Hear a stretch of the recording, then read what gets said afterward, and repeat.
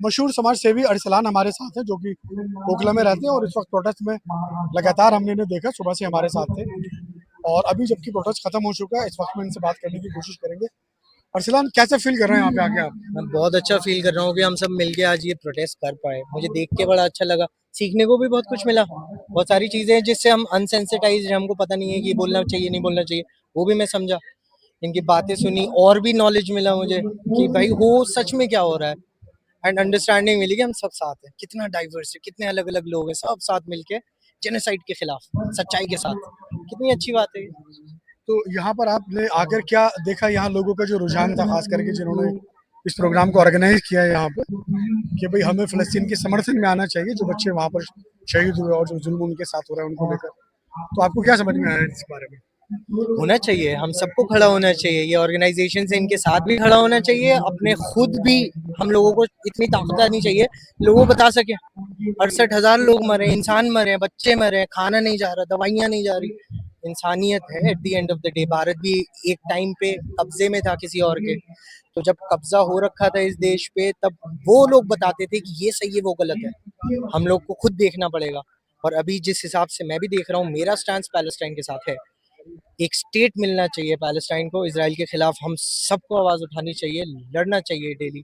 दवाइयाँ नहीं रोक सकते आप, खाने नहीं रोक सकते आप, बच्चों को नहीं मारते रह सकते आप। नकबा पहला नहीं है ये, नकबा पहले भी हो चुका है, मगर अब बहुत ज्यादा हो गया।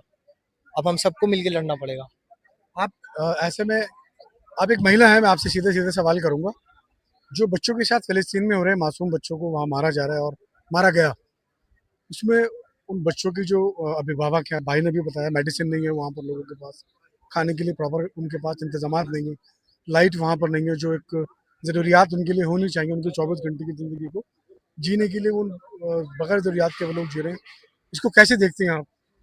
वहाँ पे बहुत जुल्म हो रहे हैं, बहुत ज्यादा जुल्म हो रहे हैं। वहाँ पे बच्चों के साथ, महिलाओं के साथ, जवानों के साथ। वहाँ पे खाने रोक दिए जा रहे, पीना, हर चीज। जब वहाँ पे कुछ खाना पहुँचते हैं तो उन पे जो लोग खाना जमा करने जाते हैं या खाना लेने जाते, तो वहाँ पे इसराइली फौजी, इस जालिम हुकूमत अटैक करते हैं। इसीलिए मैं तो सिर्फ ये कहना चाहती हूँ, जितना हम तो डायरेक्ट जंग नहीं कर सकते, हम डायरेक्ट लड़ नहीं सकते, लेकिन हमारे पास बहुत सारी ऐसी चीजें हैं जिनसे हम उनके हेल्प कर सकते हैं। जैसे बाइकआउट, अभी आपने बोला बाइकआउट करना चाहिए जितना हो सके। हमें जालिमों और झूठे मकारों लोगों का हामी नहीं बनाना है, क्योंकि अल्लाह ताला कुरान मजीद में फरमाते हैं, अला लअनतुल्लाहि अला ज़ालिमीन अला लअनतुल्लाहि अलल काज़िबीन। झूठ बोलने वालों पे अल्लाह की लानत, और झूठ बोलने वालों पे अल्लाह की लानत, और जुल्म करने वालों पे अल्लाह की लानत। और अब हम देखते हैं कि हमारे लोग उनके सपोर्ट में बहुत सारे ऐसे हैं कि हाँ, हम फ़लस्तीन के सपोर्ट कर रहे हैं, लेकिन उनसे बाइकआउट नहीं हो रहे हैं। सबसे बड़ी जिहाद तो जिहाद अकबर तो नफ्स अम्मारा के साथ लड़ना है ना, हम इससे नहीं लड़ पा रहे अपने नफ्स अम्मारा के साथ। हमें बस जितना हो सके उनकी चीज़ों से बाइकआउट करना है, जितना हो सके अपने सोशल मीडिया एक हथियार है हमारे लिए, हम उनके खिलाफ यूज़ कर सकते हैं। हम उनके आवाज़ बन के हम सोशल मीडिया पे हर चीज़, जितने भी प्लेटफॉर्म है उन पे उनके फेवर में प्रोटेस्ट वगैरह लगा सकते हैं। हमें खामोश नहीं रहना है, कल को हमें अल्लाह ताला को भी जवाब देना है। चाहे वो फ़लस्तीन के हो, हर जगह दुनिया में हर जगह भी जुल्म हो रहे हैं, उनके खिलाफ हमें आवाज़ उठाना है। तो खास करके आप कहाँ से सबसे पहले मुझे बताएंगे, उसके बाद? मैं लद्दाख से हूँ, कारगिल लद्दाख से। जैसे कि आप वही देख रहे हैं, हमारे वहाँ पे भी जुल्म हो रहे हैं।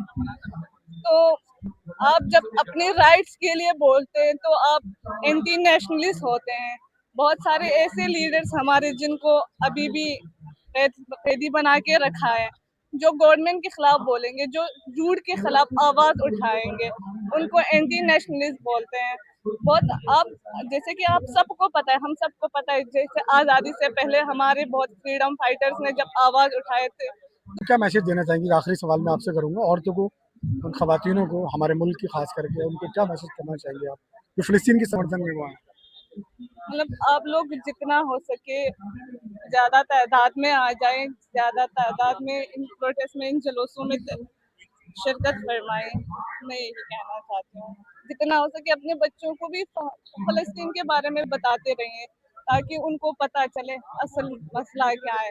असल मसला जो 2023 अक्टूबर में हुआ था वो नहीं है, उससे पहले भी था, उससे पहले भी जुल्म होते थे फ़लस्तीनियों पे। जुल्म हर रोज़ घर मौजूद ही नहीं था, उन लोगों ने अपने यहाँ पे जगह दिया था। अब वो ही उन पे उँगली उठा रहे, उनको जीने नहीं दे रहे, अपने ज़मीन पे अपने घर से बेघर कर रहे हैं। तो हमें इन चीज़ के लिए लड़ना है, हमें अपने घर में सबसे पहले अपने बच्चों को, अपने लोगों को बताना है, इस चीज़ के बारे में तालीम देना। तो हमारे साथ जुड़ने के लिए शुक्रिया। जैसा कि उन्होंने कहा कि हमें बताना चाहिए फ़लस्तीन के बारे में कि किस तरह जुल्म वहाँ पर हो रहा है। सेम यही कंडीशन हमारे देश में जब अंग्रेज़ ब्रिटिश हुकूमत यहाँ पर थी, उन्होंने भी ऐसे जुल्म किए थे। आज उन यादों को ताज़ा किया जा रहा है। आज के दौर में उन्हीं बच्चों वही कंडीशन इस समय फ़लस्तीन में है, तो उनके समर्थन में क्या कुछ करना चाहिए, उन्होंने अपने व्यक्तित्व हमारे साथ पेश किए। आपका बहुत-बहुत शुक्रिया। खैर मकदम, धन्यवाद।